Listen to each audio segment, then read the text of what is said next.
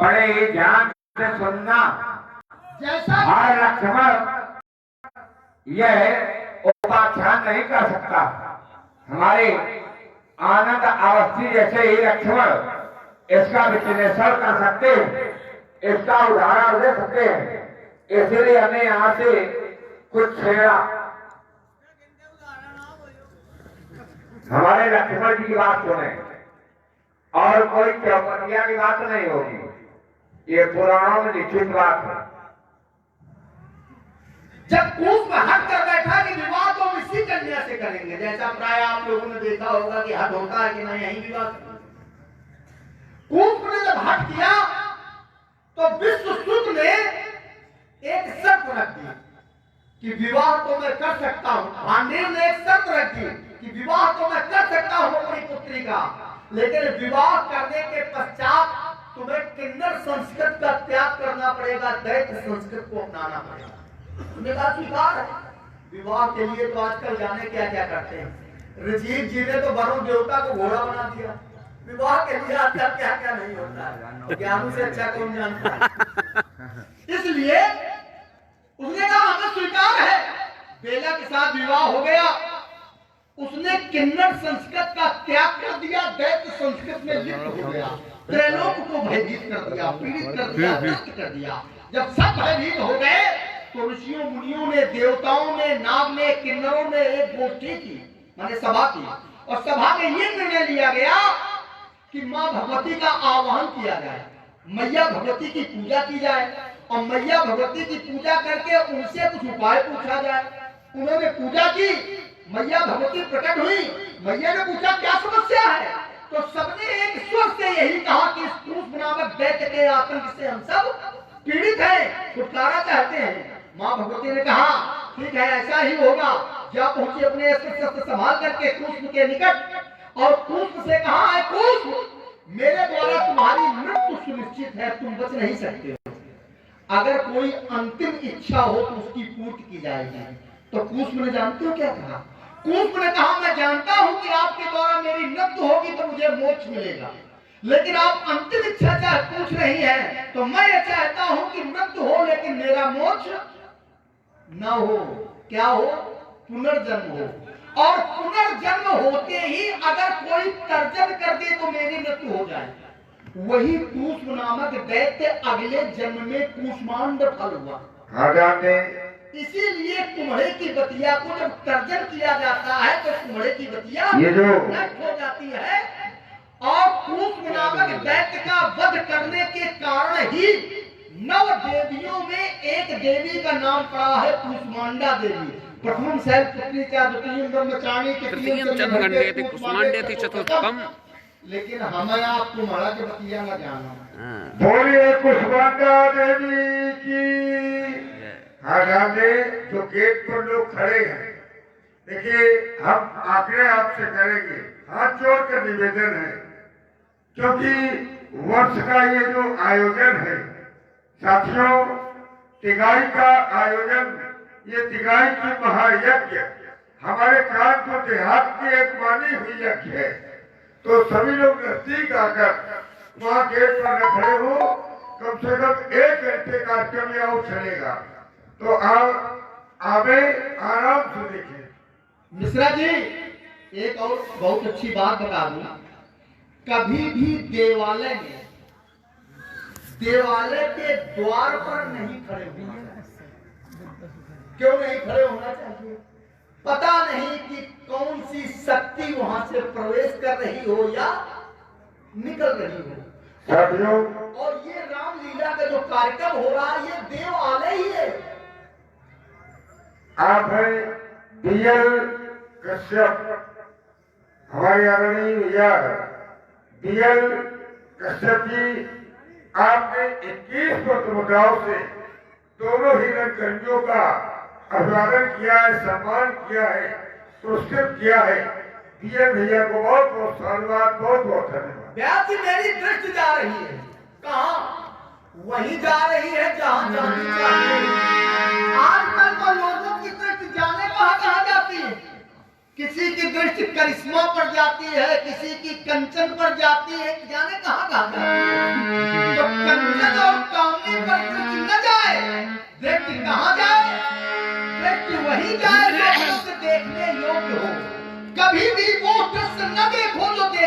योग्य न हो, एक निर्णय दिया गया है। और ये दृष्टि, जिस दृष्टि के अंतर्गत एक कार्यक्रम है श्री शोभन सरकार रामलीला नाट्य कला मंच, इस मंडल में न कभी कंचन पर दृष्टि जाती है न कामनी पर जाती है।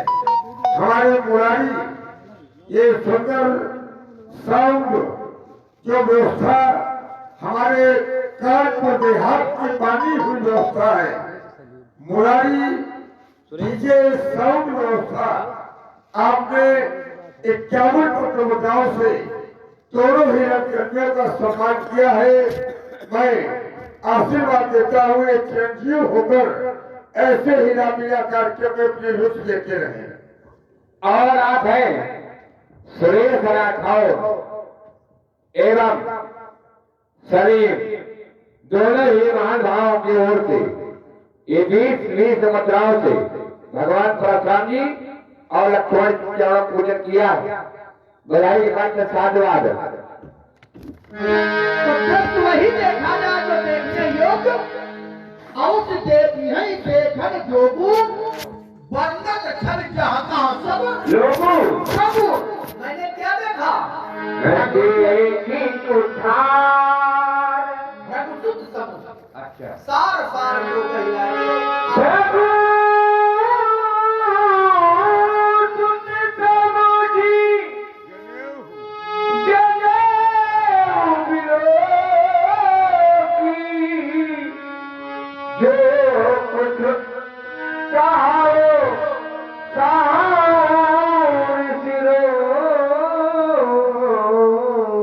साथियों, हमारे आदरणीय राजेश सिंह मिश्रा भैया, राजेश मिश्रा जिन्होंने ब्रह्मदेव बाबा दरबार में तन मन धन हर प्रकार से आपने सेवा की और 51 पत्र मुद्राओं से प्रस्तुत हमारे भगवान परशुराम जी, भगवान लक्ष्मण जी के श्री चरणों में 51 पत्र मुद्राएं प्रस्तुत की हैं।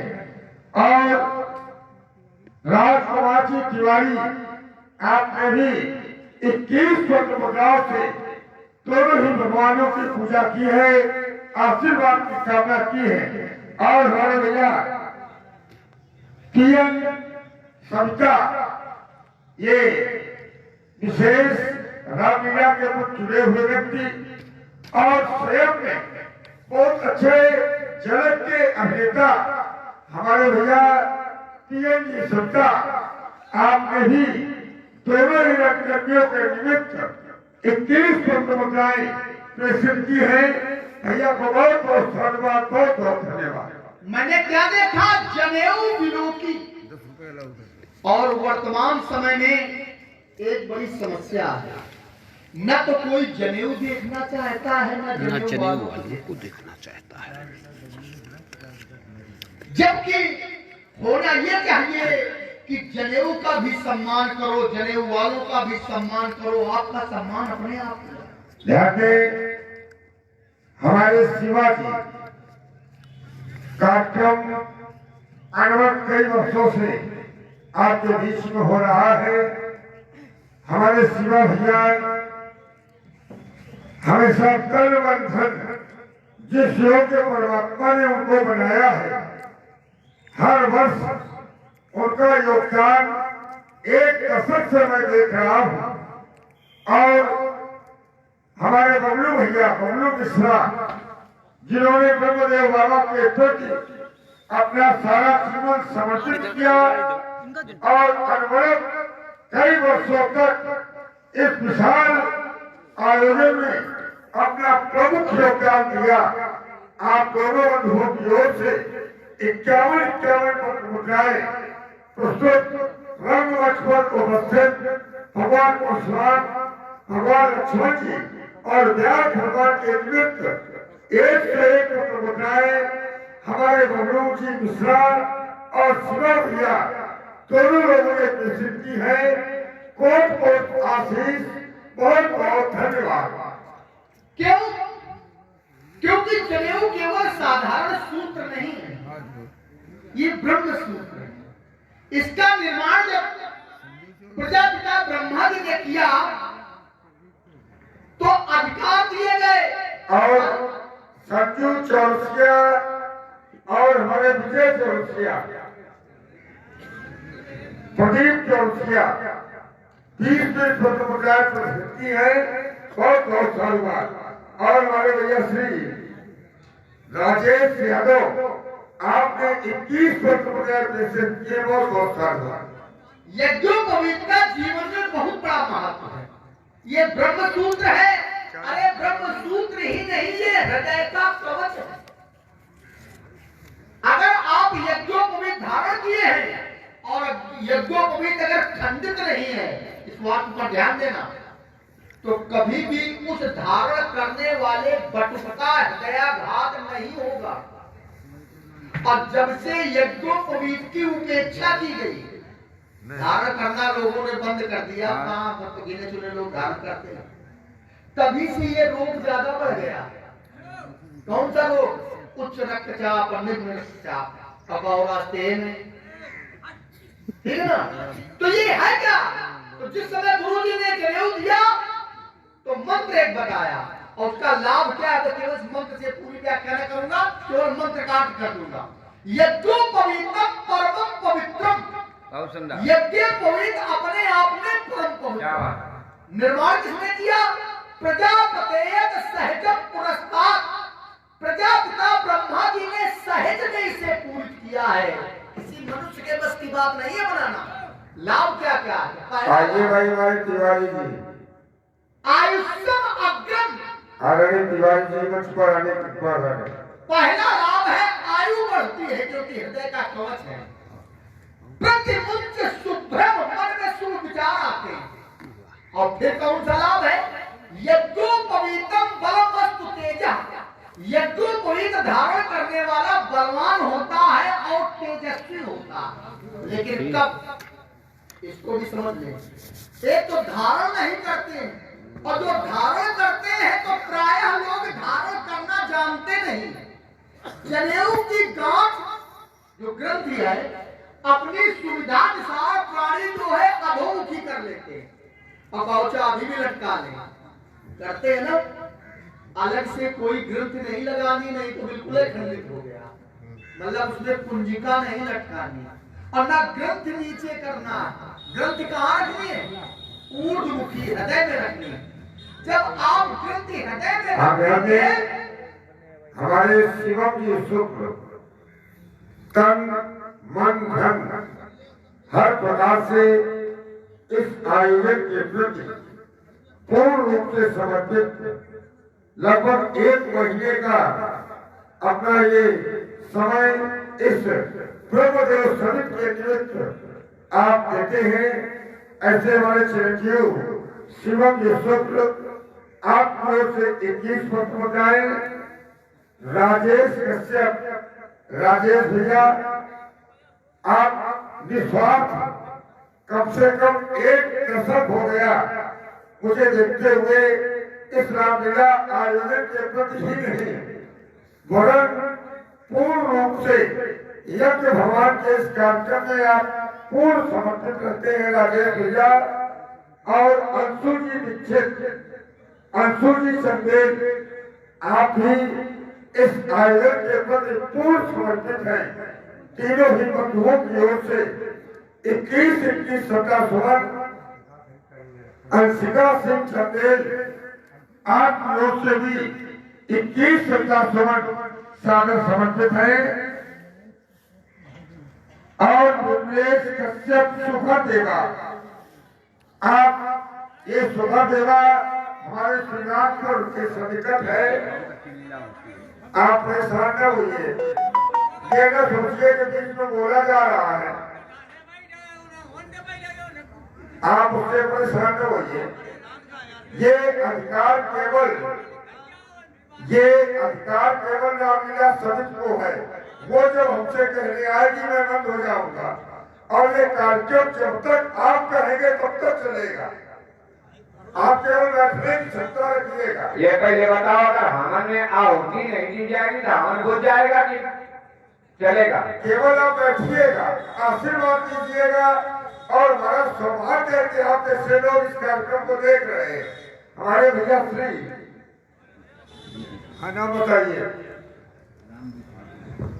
Ram ji fast food centre आप लोग से 21 समर्पित हुए हैं। मेरा कर्म क्या करता? सुर मही सुर हरि जन हमारे कुल इन परी न सुनाई। सुर देवता महिषुर ब्राह्मण हरिजन भक्त या संत और गाय माने गाय। एक विशेष बात बताऊं, भगवान जब संसार में आते हैं तो अपने भक्तों के लिए तो आते ही हैं, लेकिन ये 4 लोग विशेष हैं। कौन कौन? विप्र, धेनु, सुर, संत, हित। और यहाँ पर मानस क्या कह रही है? सुर, महिषुर, हरिजन और गाय। ठीक है ना? तो कहीं ना कहीं भगवान जो कार्य करने के लिए धराधाम पर आते हैं वही कार्य करने का मैं प्रयास कर रहा हूं। ये सूर्य वंश की मर्यादा है। हमारे कुल इन पर न सुनाई। हमारे वंश में इनके प्रति वीरता नहीं दिखाई जाती है, बल्कि क्या होता है? इनकी रक्षा की जाती है, इनका सम्मान किया जाता है, इनकी मर्यादा बनी रहे ऐसा कार्य किया जाता है। फिर भी आप ब्राह्मण देवता हैं, आपकी वाणी में करोड़ों पति के समान शक्ति है, तो भगवाने उठारा कब जब जो कोटि पुलिस समय बचन तुम्हारा। आप व्यक्त में ही धनुष बाण कुठार धारण किए हुए हैं। क्यों न धारण करें? क्योंकि आपकी वाणी में तो करोड़ों पति के समान शक्ति है। अरे ब्राह्मण की वाणी में तो इतनी शक्ति होती है कि एक अक्षर का प्रयोग कर दे, प्रणव का प्रयोग कर दे तो जाने क्या हो सकता है। फिर भी आप अस्त्र शस्त्र धारण किए हुए हैं, न धारण करें। ये बोझा जो है, ये जो भार है, ये शोभा जो है, ये जो कर्म है, ये किसका है? ये क्षत्रियों का है। तो बात मेरी मान लो, हम आपको सब कुछ मान रहे हैं, ये परसा हमें दे दो। ये क्षत्रियों की शोभा है। शौर्य तेजो भद्रदाक्षम युद्धे अच्छे चापलायनम दान ईश्वर भावच छात्र कर्म स्वभावजम। ये क्षत्रियों का कर्म है। परशु हमें दे दो, धनुष हमारे घर वाले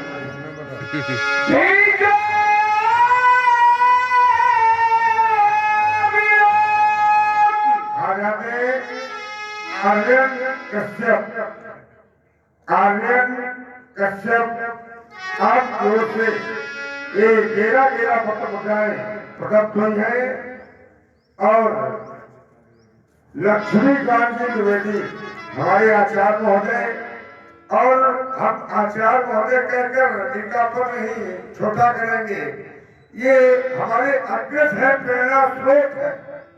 बड़े रामलीला आयोजन जब प्रारंभ किया लगभग 15 वर्ष पूर्व आपके सानिध्य में यहाँ आया, आपका हमें आशीर्वाद हुआ और हमारे पूज्य पिता का आशीर्वाद हमारे भैया के लिए हमेशा समर्पित रहा।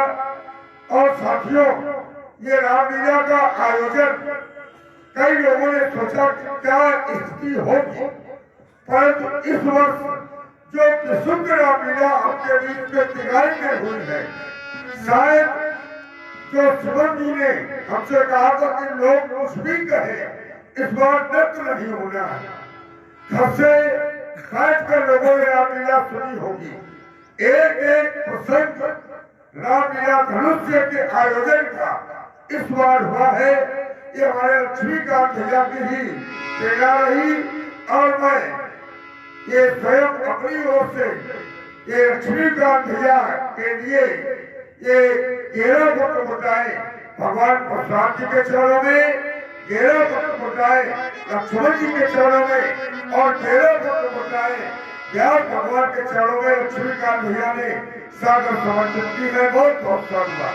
जो भी होगी अनुचिति कहो,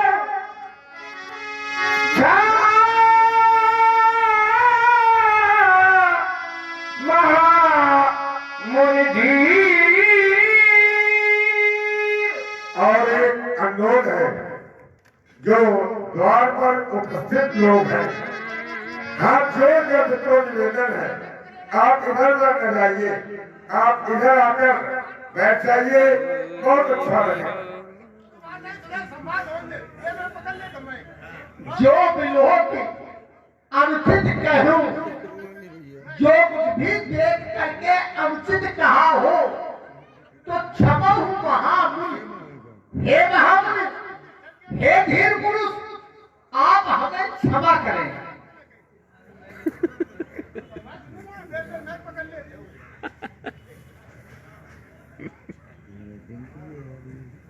सुन सरोस रघुवंश मणि। अब हम इनको देखेंगे, इनको देखें।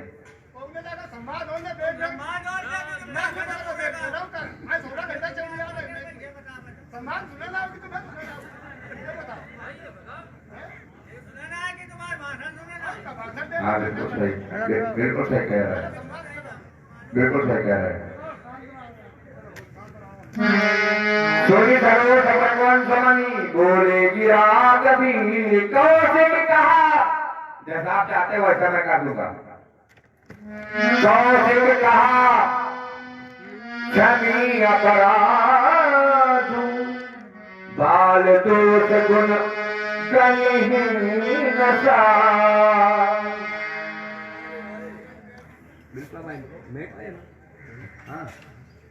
जैसा चाहोगे वैसा कर देंगे आप। कैसा सर हमारे हाथ में है सर। कौशिक का क्षमी अपराध संवाद सुना दे। आइए सीखे बुलाने को कैसे सुनना चाहिए। एक बार मनीषियों की सभा में यह प्रश्न उठा राम जी कि बुलाने को कैसे सुनना चाहिए। सभी विद्वानों ने एक मत होकर उत्तर दिया कि बुलाने को बड़े आदर के साथ सुनना चाहिए। उसे पूछा गया क्यों, तो उन्होंने तर्क दिया कि उड़ाना देने वाला व्यक्ति यदि समर्थ है तो वह आपके बालक को वही दंड दे सकता था, हानि पहुंचा सकता था, लेकिन जितना वह समर्थ है उतना ही आपका हितैषी है। उसने आपके बालक को क्षति नहीं पहुंचा।